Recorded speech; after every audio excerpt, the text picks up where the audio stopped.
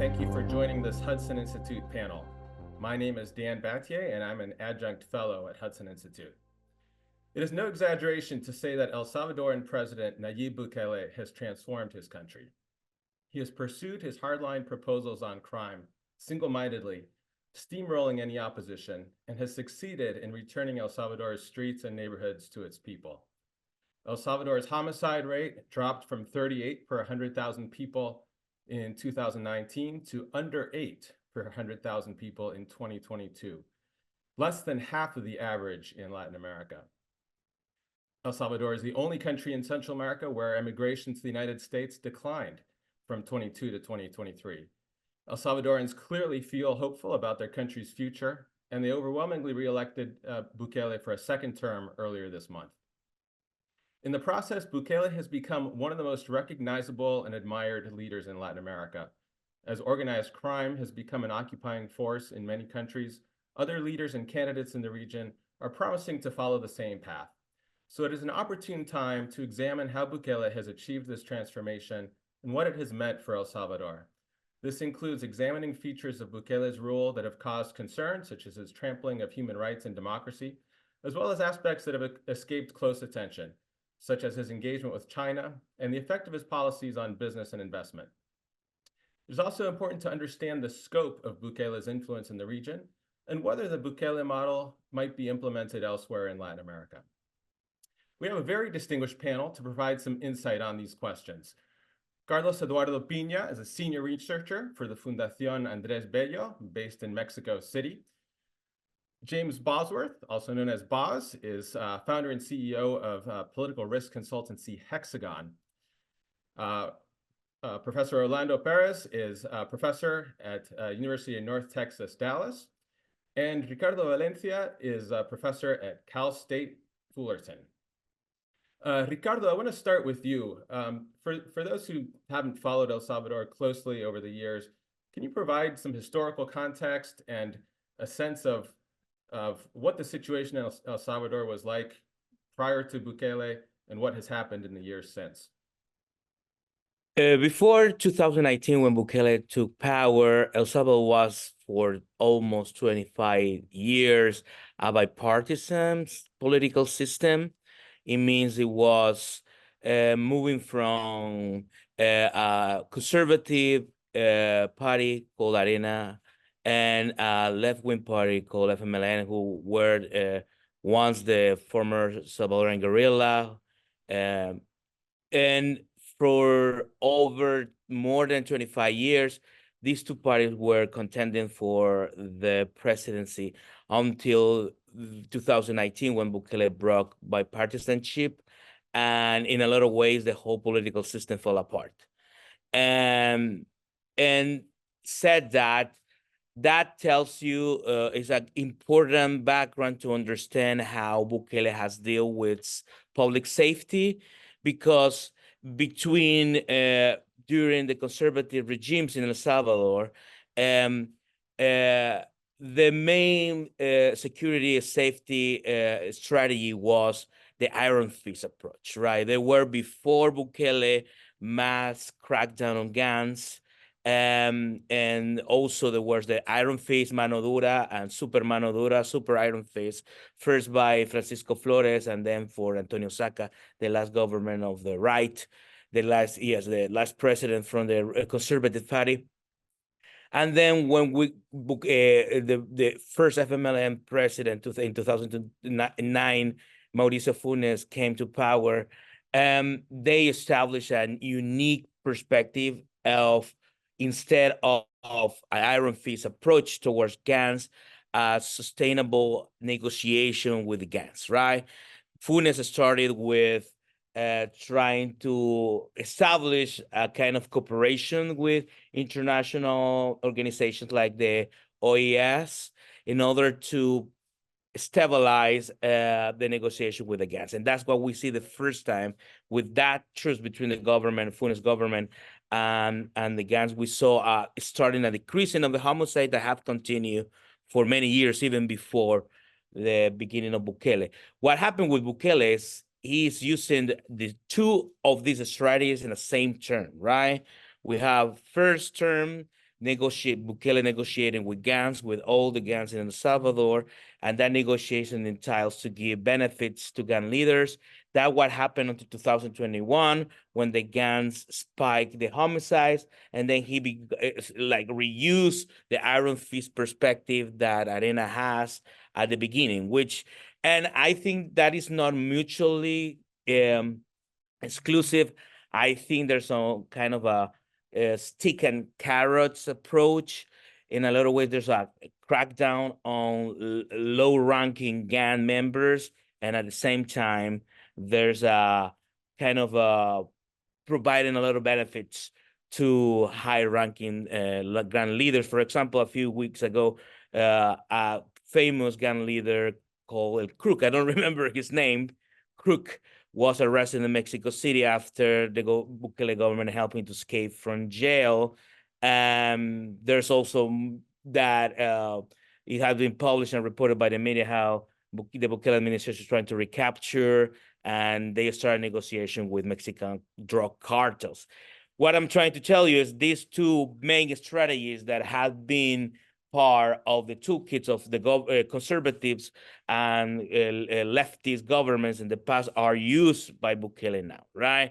What has happened since 2021 is El Salvador has established what we haven't seen in years. I remember in 1989 when we have one of the FMLN offensives against the capital city when they were guerrilla, we have a state of exception. We have a 2 years state of exception.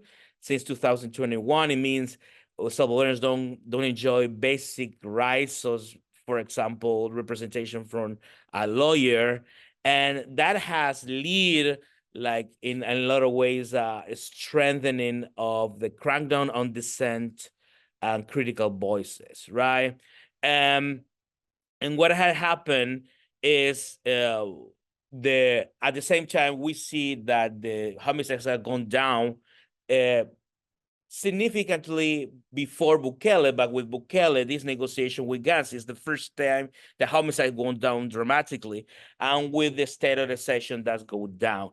Remember that those numbers that Bukele government provide are kind of complicated to prove.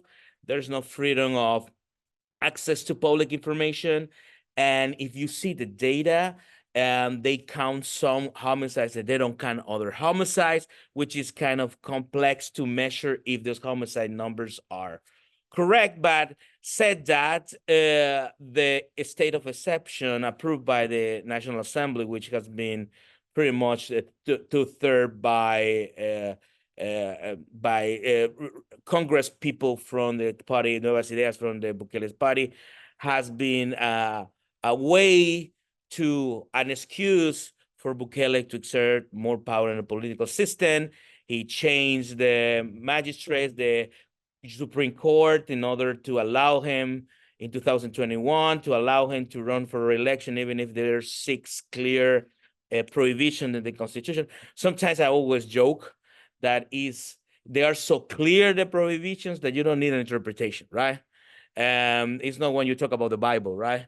You need somebody, a theologist, to interpret the prohibitions or and in the case, the Constitution is kind of clear, but also he changed the general attorney, and also even he changed the gerrymander, these congressional districts, but also changed the way Congress people are voted. Before was a representation, and I don't think Orlando might say better in a more political perspective, more political science perspective, was proportionate, not one party win all things. And now it seems we have a more proportional system. Now we have a closer system to what's happening in the United States.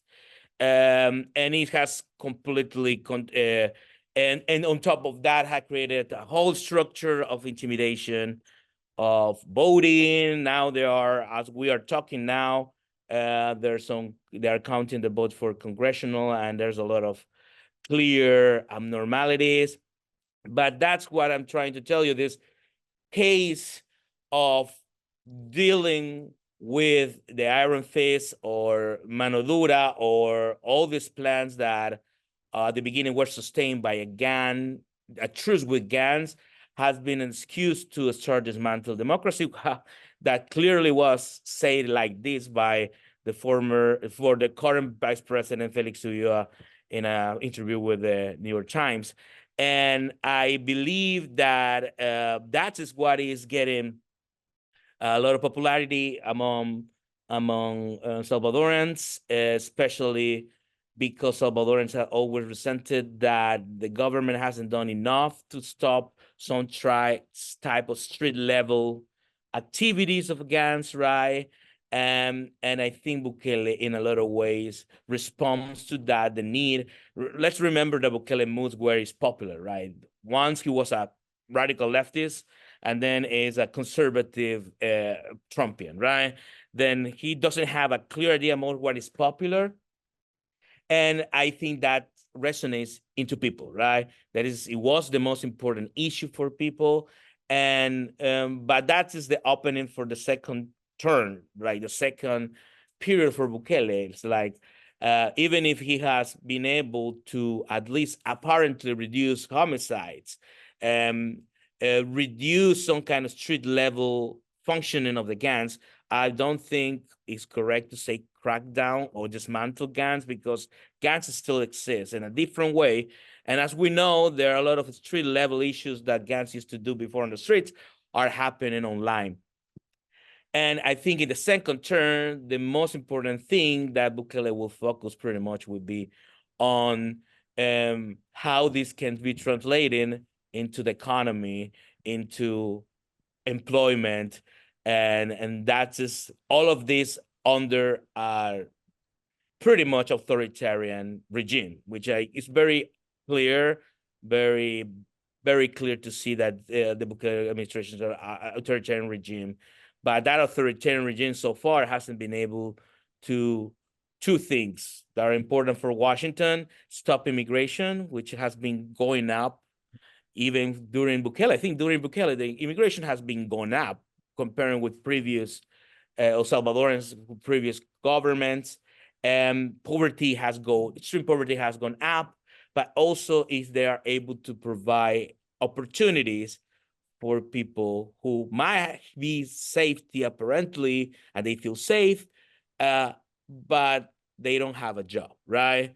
And there has a big flock of American investment, U.S. investment from El Salvador. And I think that is why all the safety, security thing, law and order discussion and pitch from Bukele is the recipe is a negotiation with high-ranking gang members, but at the same time, crack down on low-ranking high members, but at the same time, use that as an excuse to crack down on democracy and forcing a lot of people into exile, and more people don't want to go back to El Salvador, right? And I'm talking about not only left-wing politicians, but mostly a lot of conservative politicians have been left. Thank you, Ricardo, for that context. Orlando, I want to get your perspective on the significance of Bukele in Latin America. Will we see other leaders in the region try to replicate the Bukele model? And if they do, what are the likely scenarios? Thank you, Dan, for the invitation, and thank you to the rest of the panelists. I know many of their publications and work, and I'm honored to be in this panel with them. So certainly, Bukele has become a sort of model for how to deal with the security issues, which of course are very prevalent and ubiquitous across the region. I think the Bukele model is not very much of a unique model. The only thing that's unique in terms of Bukele is the success, right? Is the 90% approval rating, the 85% re-election. We have seen a trend in the region recently of anti-incumbency, where very few political parties have been re-elected in office, and very few presidents have been re-elected in office, and he has managed to do that. I'll talk a little bit about whether that model is replicable in the region, which I think is very doubtful. But I do want to say a couple of words about the model in terms of democracy, and whether what we're seeing here is a new version of democracy. Sometimes autocrats say the quiet part out loud, and we should listen to them. The Vice President Felix Ulloa said in an interview with the New York Times that they were not dismantling democracy, but they were eliminating it. They were creating something new. But the fact of the matter is that in reality, what they are doing is creating a hybrid regime, a one-party hybrid regime. Guillermo O'Donnell talked about, in the 1990s, talked about delegative democracy. Stephen Levitsky and Lucan Way wrote a book and a series of articles on competitive authoritarianism. And that is what we have here. We have a hybrid regime. Delegative democracies, as O'Donnell mentioned, are grounded on the basic premise that when presidents win elections, that enables them to govern the country as they see fit. The president as the embodiment of the nation, as the main custodian of the national interest. And that's essentially what Bukele is doing. But that model has been seen elsewhere in the world. And we don't have to go far. We can see it in Hugo Chávez's, the regime that Hugo Chávez built in Venezuela. With competitive authoritarianism, again, elections are regularly held. They can be generally free and somewhat competitive, but incumbents routinely abuse state resources. They deny the opposition adequate media coverage, harass opposition candidates or their supporters, in some cases manipulate electoral results. Journalists and opposition politicians and other government critics are threatened, are spied on, are sometimes even arrested. And again, we have seen this in other regions of the world and in other regimes across Latin America.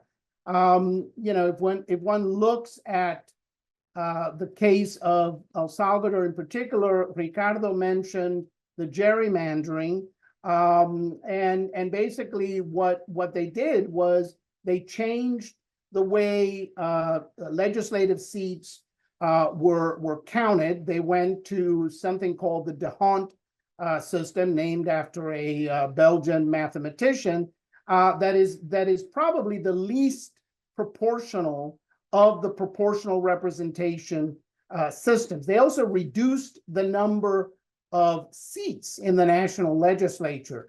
They gerrymandered the local government municipalities by lumping a bunch of municipalities together and reducing the number of local municipalities. Again, all in an effort to allow Nuevas Ideas, Bukele's party, to consolidate power. In democracy is more than just popularity. It's more than just winning 90% of the vote. Democracy requires a process where elections are competitive, free, and fair. And these were not fair elections, not to mention the fact that Ricardo mentioned the unconstitutional re-election, which was allowed basically by packing the court. After Bukele gained a supermajority in Congress in 2021, he changed the members of the Supreme Court, of the Constitutional Court, and they subsequently reinterpreted the Constitution to allow him to win re-election. Hardly a fair system. If one looks, so it's not a new regime. It is not a new way of doing democracy. It's really autocracy, the old-fashioned autocracy. We've seen this movie before, and the ending is not very pleasant. In terms of whether it's going to be a model, I sincerely doubt it. Success has a million fathers, failure is an orphan. And in this case, everybody, I mean, it doesn't quite fit, but the fact is that everybody wants to have every politician in Latin America wants to have 80% approval rating. But that's not possible. It's very sui generis and very particular to Bukele's style, to Bukele's personality, and to Bukele's skill as a PR executive, as someone who can manipulate social media, who can manipulate the media, and can really do that. And not every politician can do that. The other thing that I think makes it difficult for this model, at least the security model, to be replicated. And again, we're not talking about mano dura being replicated. That's not new. Nearly every politician in the region is applying so-called mano dura policies. These have become ubiquitous. The key is whether those policies are going to succeed in the context of individual countries. And the fact is that Salvadoran gangs are different from other illicit networks. Salvadoran gangs are much more localized. They were a product of a very particular set of events that related to migration patterns between the United States and El Salvador post-Civil War. They were focused mostly on control of territory locally. They lived off of extortion, right? Carjacking, kidnapping, extorting businesses in exchange for protection. This is rather different than the sort of transnational drug trafficking violent networks that assail, for example, a country like Ecuador or Peru, right? In addition, the Salvadoran opposition has been delegitimized. Unfortunately, from their own sort of corrupt 27 years in power. So Bukele had an easy job in discrediting an opposition that, again, had governed the country. The FMLN and the Arena parties had governed the country for 27 years since the end of the Civil War. And they had, frankly, created a system that was, highly corrupt and weak in terms of institutional authority. And so, that weak opposition, that opposition that's easily discredited, is not readily available in all of the other countries that might want to replicate this process. And again, I come to sort of conclude this initial intervention here is that I think many are going to try. I think few are going to succeed because, again, the contexts are different, the circumstances are different, and personalities are different. And the success of Bukele is very much rooted in him personally and in the political, social context of El Salvador. I think the unfortunate thing is that this hybrid regime, this authoritarianism, this autocratic model is not a new way of doing democracy. It's essentially the same old way of doing authoritarianism with a new face, with a cool face, right? Bukele has become the cool guy in a baseball cap. And that's not very easily replicable across the region. But the authoritarianism, the autocratic nature of the regime is, and and the question is, will they be able to succeed? Most of those experiments end very badly. have ended very badly. Carlos, you have been observing El Salvador's relationship with China very closely. What role has China played in Bukele's strategy? Hi, Dan. Thank you so much for the invitation to this panel. Yes, I think that China has played an important role in Bukele's strategy, especially in two important specific ways. For example, the building of some relevant major civil projects, such as the National Library, which has been used by the Salvadorian government to build a self-image of efficiency or good management. I have to say, for example, that the library has a very significant location because it's in front of the presidential palace in El Salvador, around the main square of the capital city. It's so symbolic, this. Also, we can talk about other constructions, such as a water plant in Ilopango around the capital city, and small port, and finally, the beginning of the National Football Stadium, the new National Football Stadium, which is expected to finish in 2027. These kind of projects are in the way to improve and increase the Chinese influence in El Salvador and in Latin America and the Caribbean as a whole. In the recent years, China has been using different tools to increase his influence in the region. For example, China has been using some investments, donations, or loans. So El Salvador is not an exception of this strategy, but the particularity of this Chinese Salvadorian engagement shows us how much is China interested to be part of a successful model, very popular, not only inside El Salvador, as Orlando said, but also among another Latin American countries. So from the Salvadorian side, these donations could be understanding and an expression of good management, but at the same time as a key to get into a new modern and developed society. In resume, I think that Chinese support has complemented the security policy of Bukele and gives him the opportunity to present some projects as a part of his government management. These definitely have had an impact, a positive impact in his popularity. As a follow-up to that, does China have any direct involvement in El Salvador's security apparatus? Until now, we don't have any evidence that support that, but I have to say that China, during this century, in the first 24 years of this century, has exported some surveillance systems to some countries in the region, for example, Venezuela, Ecuador, or also Mexico.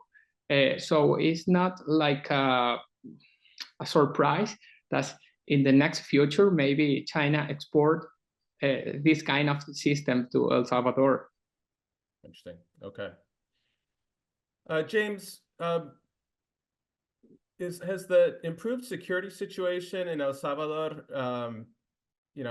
improved the economy? Has it made it a more attractive investment destination? What are you seeing on this front? Surprisingly not.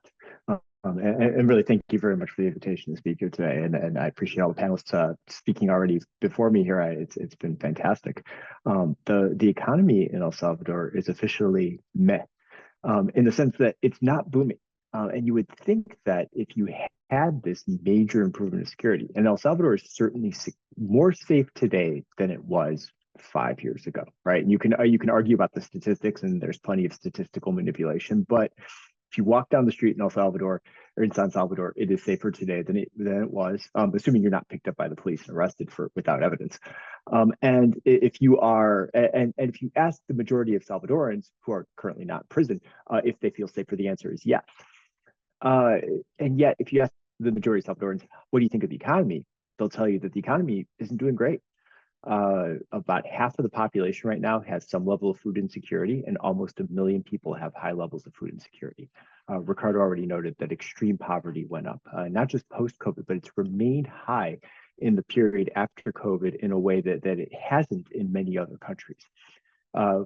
IMF projects this year you're going to have about 1.9% growth. It'll be somewhere between 1.5 and 2.5. And a large portion of El Salvador's growth is going to be determined by how well the United States does. Because about 25% of El Salvador's GDP is from remittances of one sort or another. That's not exactly, a claim that you're going to get tourism or Bitcoin investments or real estate investments. 25% is remittances from people who have left the country due to the poor economic or security situations of the past. You don't have a flow of people coming back to El Salvador, and foreign direct investment is down in El Salvador. It was down in 2022. It rebounded a bit in 2023, but it still remains lower than its peers, Guatemala, Honduras, Panama, Costa Rica.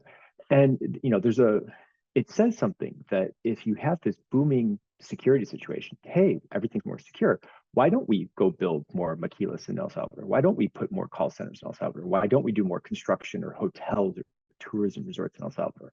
And the answer is that to the extent that security has improved, it's been because of a lack of rule of law.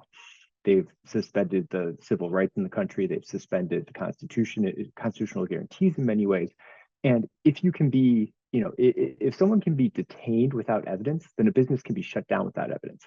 And what brings foreign direct investment into a country is sort of a contract level guarantee that if you're going to be investing there, you'll be secure. Companies from abroad do not feel safe investing in El Salvador. They don't feel that their businesses are going to be respected. They fear a government run by a single individual who runs, without transparency, with high levels of corruption. And it requires, doing business in El Salvador sometimes at this point requires kickbacks to the Bukele family or to his close associates in order to get things moving on the ground to get the correct permits. All of that said, the economy is not doing great, and there's not really great prospects moving forward in the next 1, 3, 5 years. One of the things that I wrote recently sort of compared, Wall Street to Main Street questions in El Salvador, right? If you're holding El Salvador bonds, maybe, is he going to pay them back next year? Probably. I mean, that's the bet that everybody on Wall Street's making. But, the question of is he going to pay back El Salvador's debt is less important than what people feel on the ground when you have poverty increasing, when you don't have the same levels of jobs or employment, when you don't have foreign direct investment. The economy is just not doing that great. And ultimately, if Bukele is popular today because he's brought security to the country, 5 years from now, when he ultimately runs for re-election again, and he probably will, because that's the model we've seen in the past, is they keep changing the constitution to run over and over and over again. When he runs 5 years from now, the economy is not going to be booming again. You've heard comparisons today of Bukele to other presidents, including Hugo Chavez. One of the key differences is that Bukele doesn't have oil money. There is no magic supply of economic wealth coming into El Salvador anytime soon. The volcano bond, Bitcoin bond thing is, not going to suddenly deliver, a wealthy country. It's important to realize that there's no economic boom that's going to follow the security boom. And ultimately, Bukele's popularity will suffer because of that. Thank you. Those are important points. Ricardo, Bukele's ability to control the narrative has been a hallmark of his presidency. Can you talk about how he has used different media to project this image of efficiency and modernization? Yeah, I always made the comparison. It's like President Biden used a good number of American resources to put together troll farms and pay influencers and also pay lobbyists. That's what happened in El Salvador. All this, the ability of Bukele to portray it as a cool individual with a futuristic vision of the country is based on paid influencers. And there was a report from Reuters a few months ago, that tells you about how deep is the troll farms that Bukele is funding, and sometimes are not directly connected to the government, but they are connected to people close to Bukele. At the same time, if they have been, at the same time, we have traditional media firing people. Bukele has been able to pick them up and hiring in government. It means it's in a lot of ways, as Orlando was saying, it was easy to blame the opposition in to win the elections, the re-elections. The position is in Arena and FMLN. Oh, but also was very easy to beat an old-fashioned media model, PR model that LFMLN and Arena has, right?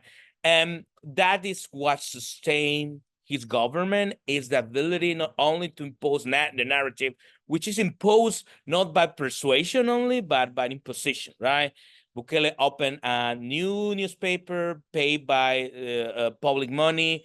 He has control of many radio stations in El Salvador, the public ones and the one that had been seized after the former president Antonio Saca went to jail. Also, he has a lot of influence on TV. He has his own TV station, but at the same time, he has a strong operation of paying lobbyists in the United States that repeat the same discourse of Bukele as a cool person, and also the ability of those troll farms in the United States and outside the United States to control and harass people on social media. And we are aware how Representative Norma Torres was harassed after she criticized Bukele, right? Norma Torres, representative from California, Democratic representative from California. And that means this ability to put the narrative in a lot of ways means the ability of the state and the government by all these outsourcing spin doctors to influence social media, right? And that's why he has so much, he see his main challenge from independent journalism, right? Because they're able, even though all this power, having all the political power, all the control of the narrative in social media, there are still some traditional media, and indeed, conservative media in El Diario de Hoy, La Prensa Gráfica, and more liberal media like El Faro, who are able to provide a different narrative that Bukele wants, right?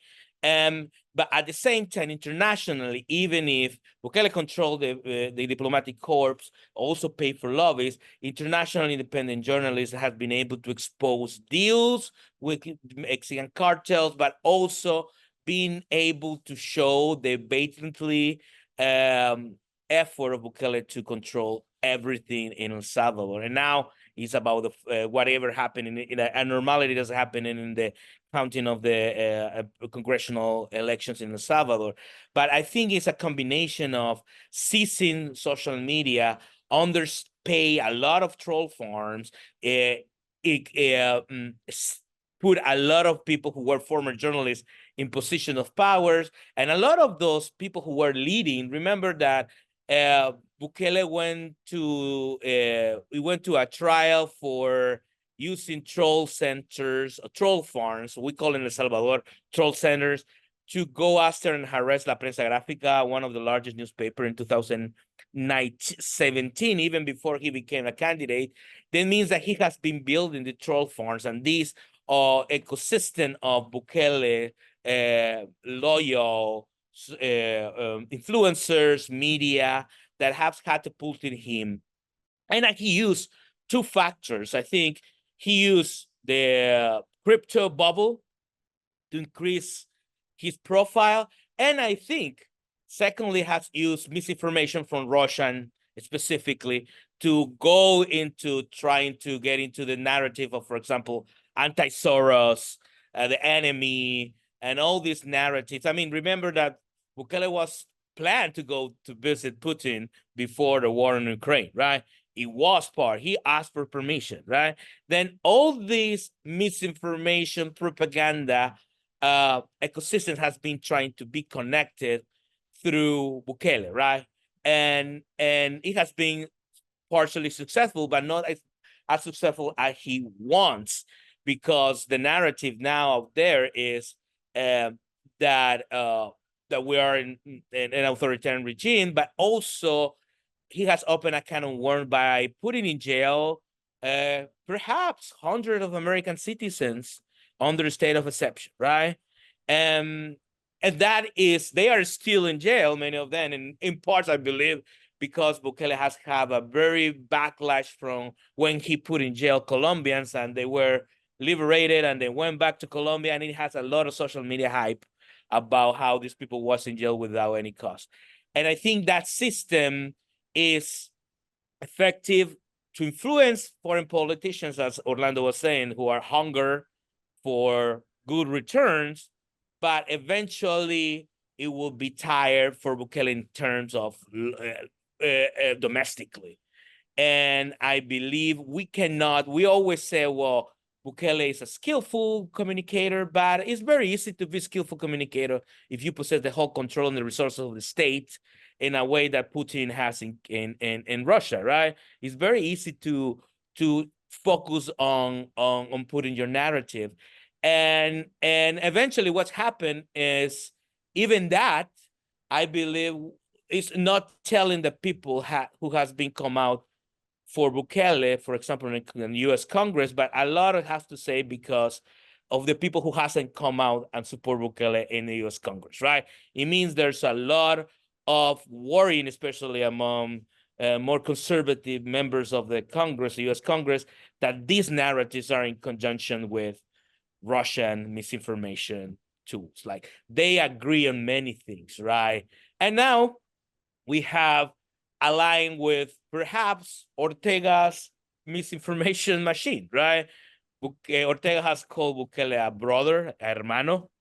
That means that all this he's very clever to use all these tools, logging in, linking to misinformation machines that are positive for his efforts, but at the same time trying to keep his own domestic troll farms and influencers that many of them are paid, right?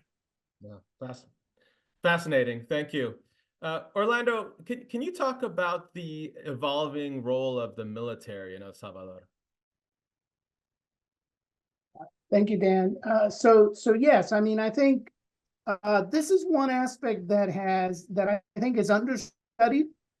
I'm trying to look at this more closely. I wrote a book about civil-military relations, post-Civil War, post-Cold War in Central America. El Salvador, I think, was a successful model coming out of the peace accords in the early 1990s of how you remove forces from politics, how you depoliticize the armed forces, how you separate police and forces, national security, national defense, and police functions. And gradually, as mano dura policies have been implemented in El Salvador, that line between policing and national defense and the armed forces was blurred even before Bukele. But Bukele has really doubled down on this process. The fact is that his security policy, his territorial control plan, is rooted in the use of military.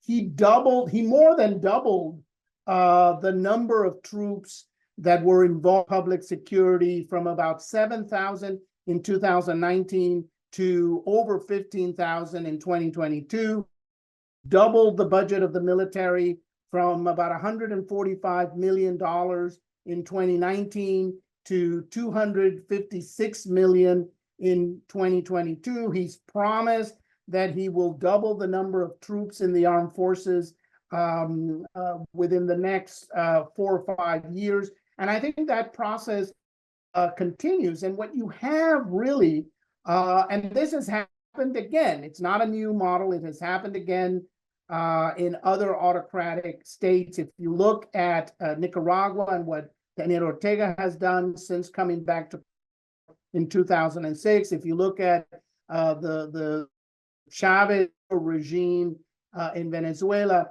they have relied increasingly on politicizing and building a synergistic relationship between the president and the regime, president as personally, and the military brass. That I think now that he has absolute control, he's won re-election, now controls all levers of government, including a super majority, almost total control of the legislature, I would look at additional changes in the legal norms and doctrine of the armed forces to link it ever more to Nuevas Ideas, to the party ideology. You all see the military brass. If you watched the coverage, the media coverage of the election, you will and you saw interviews on national television of military brass, of the head of the Estado Mayor, and you see them talking very clearly about their loyalty to this security plan, which is associated with el presidente, and they're very much politicized in the sense that they are now identified very closely with Bukele and his political project. The danger, and I'll end here, the danger for the military is that what we've seen in places like Venezuela, for example, is that this kind of close association works very well when the regime is popular for the military.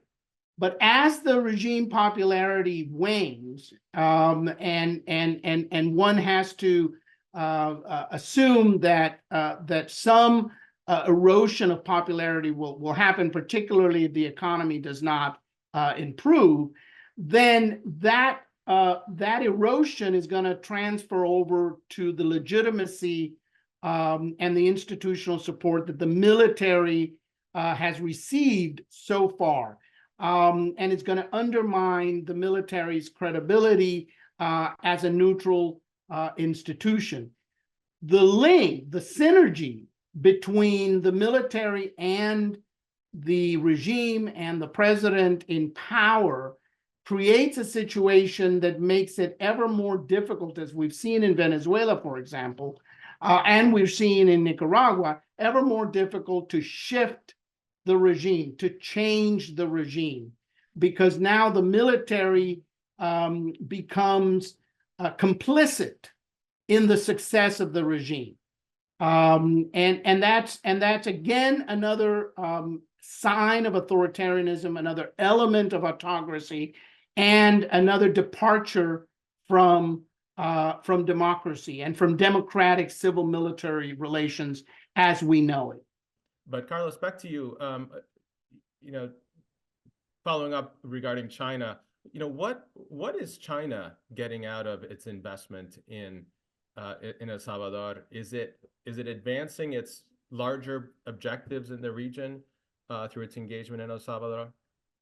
Yes, Dan, thank you for your question. Well, personally speaking, I think that China has two main goals in Latin America and the Caribbean. The first one is to boost its political and economic influence. As I said, to get this, China has used different investments and try to increase the diplomatic high-level connections, and also using sometimes a soft power strategy. The second reason, the second goal that China has in the region, in my view, is advancing in the control of some critical infrastructure, such as ports, airports, railway systems, electric plants, etc. But at the same time, try to assure it access of some raw materials like oil, gas, gold, copper, or lithium, for example. China has shown some interest in lithium in Bolivia or Mexico, but in Mexico, this objective was refused by the López Obrador government.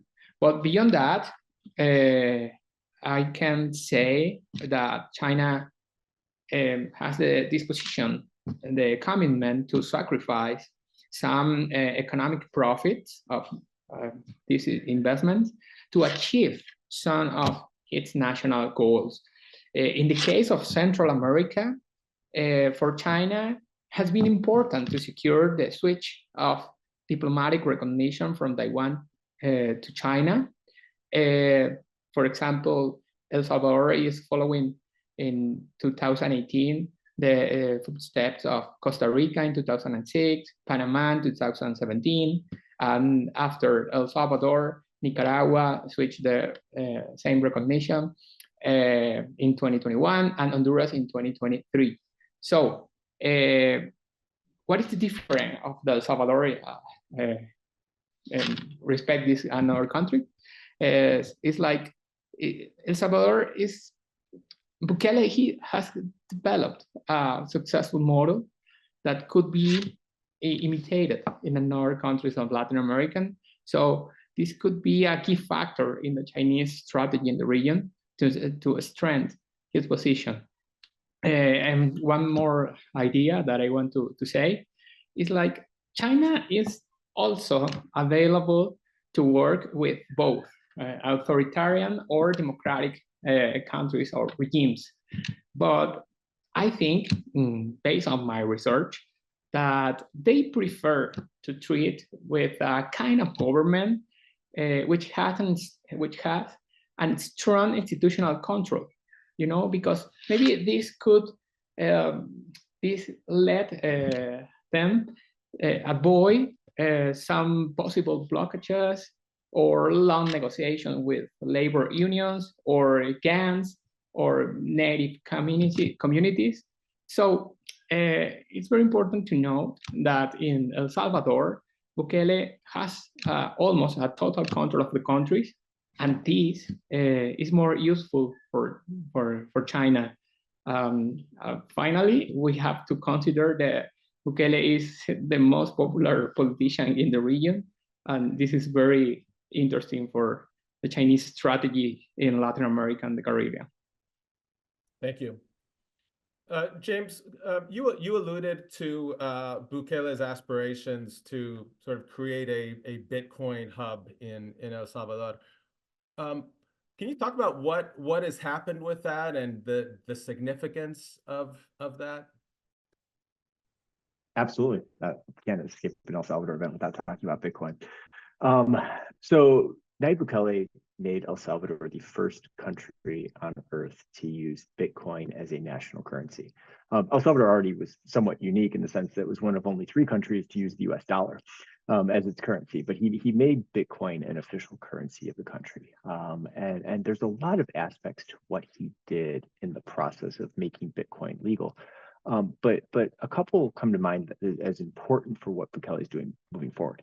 First off, as several others have mentioned, it added to his cool factor internationally, right? I mean, Bitcoin, cryptocurrency, my gosh, this guy is doing something technologically different. And hey, we had Bitcoin commercials on the Super Bowl 2 years ago. We don't have them anymore because FTX imploded due to scams. But you know, a couple of years ago, this was the big cool thing to do. So it did add to his profile internationally. And the problem is, you know, there's probably a right way and a wrong way to do Bitcoin, right? I mean, the US SEC has now approved various exchange traded funds with Bitcoin, right? There are regulations involved in various countries. Brazil's central bank is well ahead of the curve in terms of how they're managing cryptocurrency. And yet El Salvador managed to legalize Bitcoin and then bring in every scam artist and huckster in the cryptocurrency community into El Salvador to profit from it. And the problem isn't that Bitcoin exists or that the government is buying Bitcoin. It's that Nayib Bukele is using Salvadoran government funds to trade Bitcoin on his phone and turn it into a presidential slush fund, the way many other Latin American presidents across history have done. He's just doing it in a cooler, more technological way. Instead of stashing dollars in a mattress or in a bank account in Switzerland, he's buying Bitcoin on his phone. And were Nayib Bukele to leave the presidency next year for some reason, the question is, where's the Bitcoin? It's definitely not on the Treasury balance sheet. It's not at the central bank. The president controls the password. And it's really troubling, I think, to the IMF and others, not the fact that he's done this Bitcoin thing. I mean, you could do it in a lot of different ways. You could take money in various bank accounts. You can stuff dollars into a mattress, right? It's that he's hiding it. It's a lack of transparency. It's a slush fund. It's a mechanism for corruption for him. And so, you know, I think that there's some cool little micro experiments going on in El Salvador with Bitcoin now that the legal regulations have changed.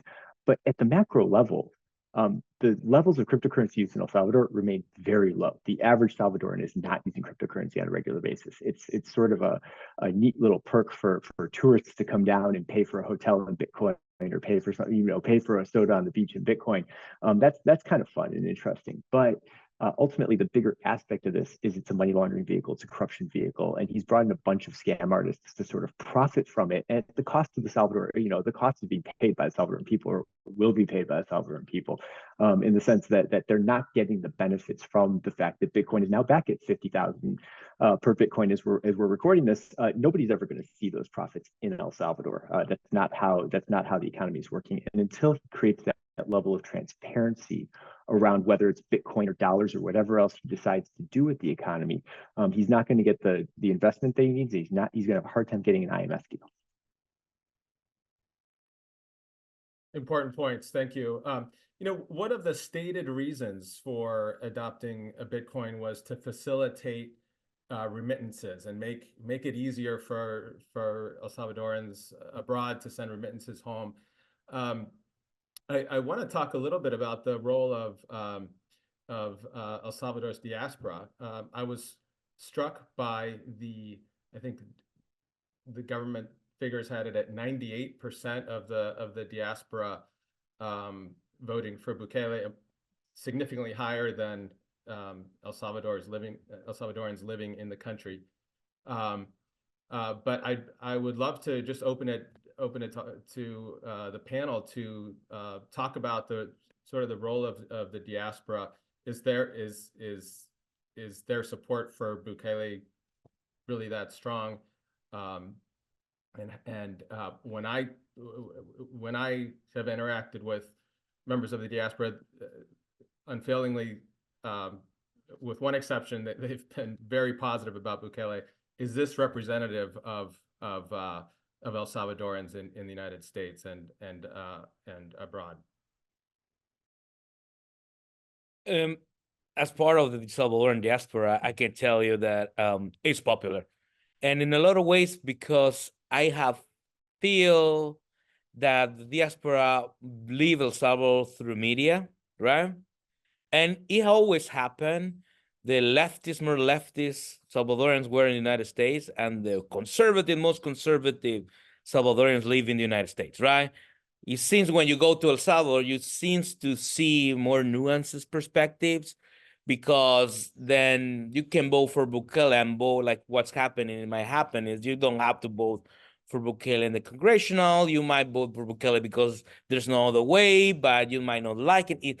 In this case, I think there's some kind of silos, how you see your perspective about the country. And I think that's what happened with a strong number of people in the diaspora who see things through the propaganda, but also the experience of many of their families who might experience some relief in security in specific localities. And there's another factor. I voted here in LA.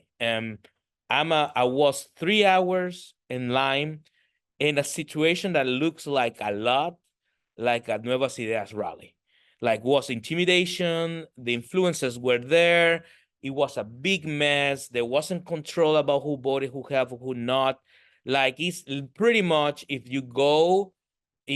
for translating to the American situation, it's like you go to vote for Trump and you have all Biden people around you and all the influencers of Biden and opposite, right? Then that was never conducive for a fair and peaceful voting act, right? And in what I'm trying to say is that vote was never in the same way that we have to understand people in the diaspora they might admire Bukele, but at the same time they might fear Bukele, right? And people don't give. If they don't trust the government, they don't give the addresses. I mean, we have this issue with undocumented immigrants. They don't like to give the address to the police, right? In general, right? But secondly, when you can have your address in El Salvador, have my address back in San Salvador, you have to go to the consulate or to specific voting places and voting stations.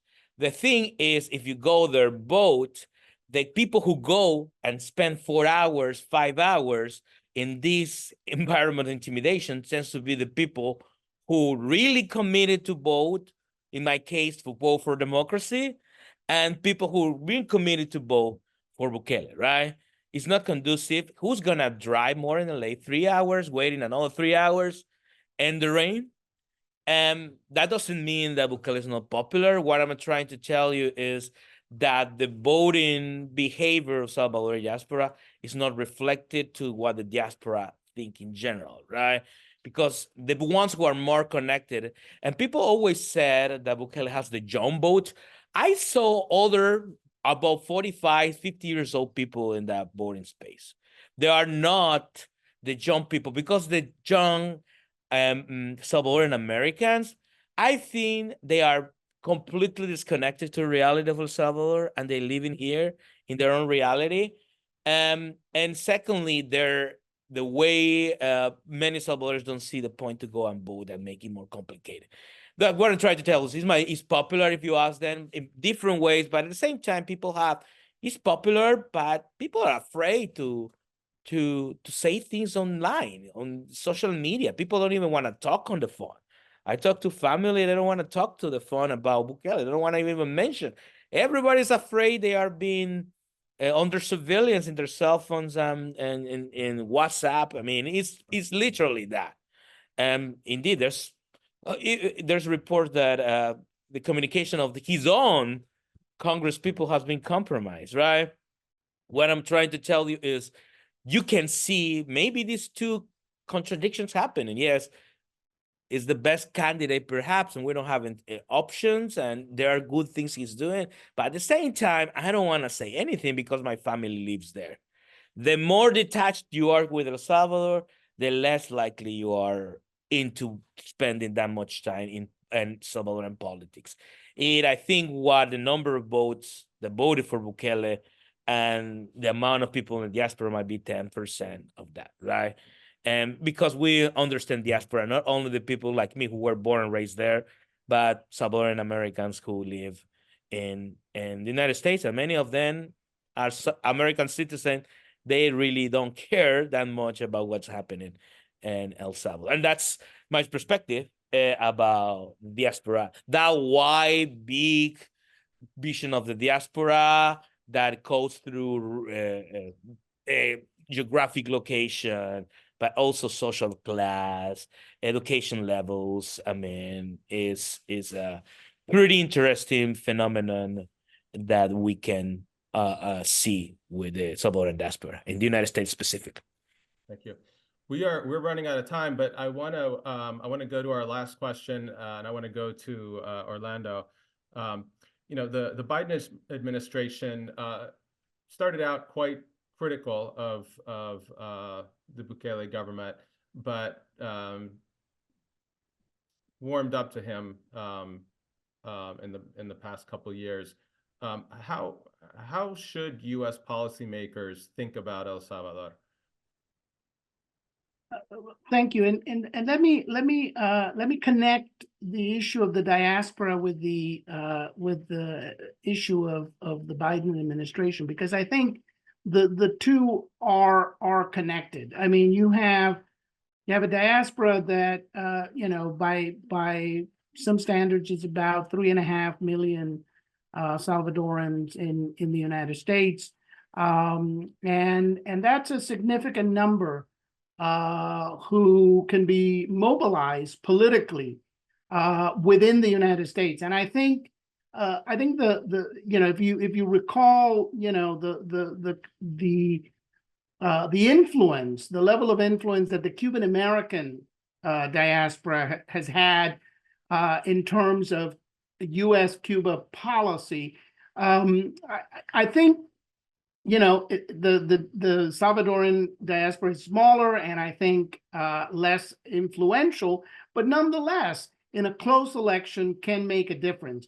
And I think the perception within the administration that the diaspora is 90% for Bukele, I think makes them reluctant to push him. I think his own popularity in El Salvador makes the administration reluctant to really push the democracy agenda. And also, I think the success, the perceived success of the security policy has also created a sort of, situation and dynamics where the administration, which is concerned about migration and it's concerned about security, doesn't want to rock the boat on a perceived successful context in El Salvador. The fact of the matter is that the economy, security was important in explaining migration, but the economy is also important. And unless the economy is fixed, and if the economic situation in El Salvador is not improved, then I think you're going to continue to see substantial migration, and they're still going to have to confront that. My sense is, unfortunately, we just heard yesterday, the day before, that Juan Gonzalez, the Latin American expert on the NSC, is leaving the administration. He apparently is going to be replaced by Dan Erickson, who's the DASD, the Deputy Assistant Secretary of Defense for the Western Hemisphere. Both of them are good, but I think, Gonzalez really knew the region. He was Colombian, but he knew the region and was one of the best folks in the administration. That's going to be a significant, I think, loss in the administration.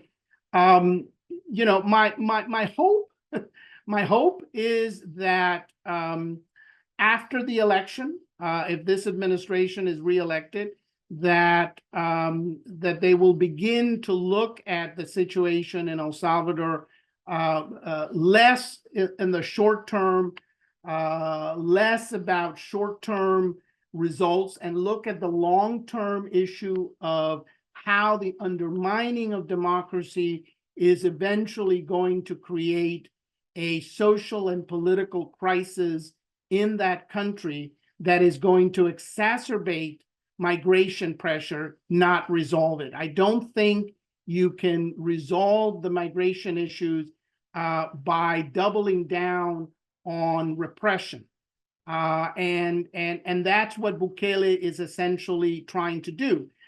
Basically, and he boasts about it on social media. He did it yesterday. He said in response to a tweet by somebody who was criticizing the jailing of 1.5% of the population, he said, well, if we are the most violent country in the world, and we take these violent criminals and put them in jail, right? That means that we have now the most prisoners, or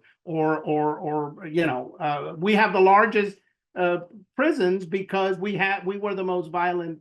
It's kind of a ridiculous logic, but by those standards, Mexico can arrest and jail 1% of its population, or Ecuador or other countries, and that is simply not gonna that's simply not gonna work, right?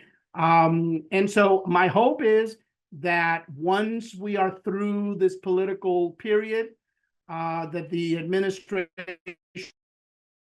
will begin to think about the long-term issues in the region, and begin to really push for democratic reforms in El Salvador, as it did in Guatemala, for example, which I think the administration did a great job in trying to steer that situation towards a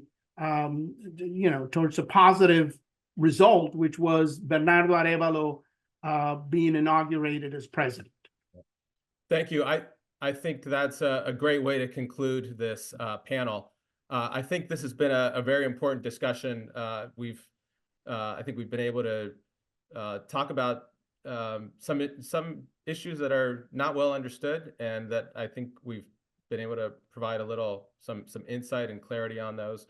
I want to thank each of the panelists for joining today. And I want to thank everyone in our audience for tuning in, and have a good day.